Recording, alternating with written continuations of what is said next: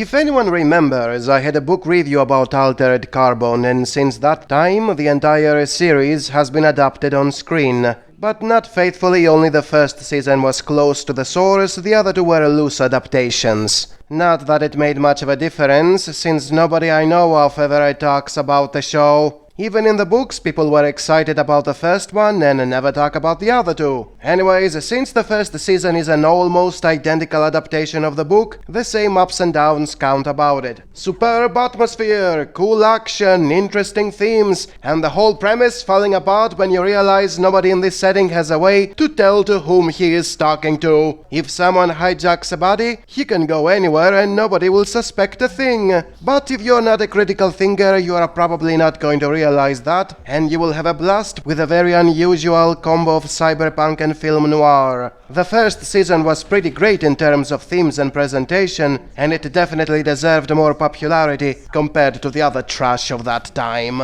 The second season, on the other hand, was crap compared to the first. The geniuses at the production team decided not to make it a space horror mystery like in the second book, and instead turned it into a young adult story written by a progressive.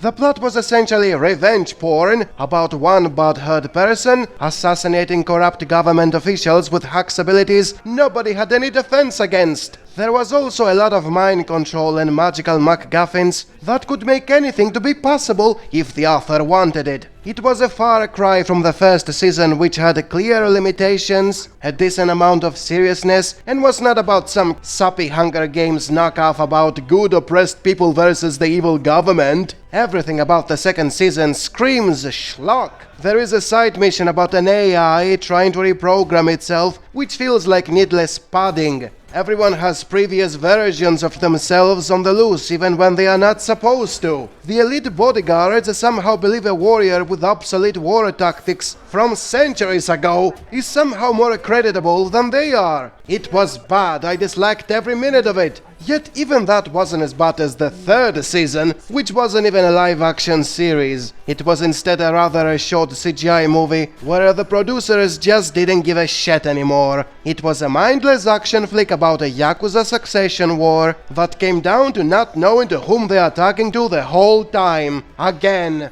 Needless to say, it was cheaply made, very few watched it, and even fewer found it amusing. What began as a promising sci-fi series became complete shit by building on very weak foundations. Thus, once again, it is proven why nothing gets better and why the oldest entries are always the best.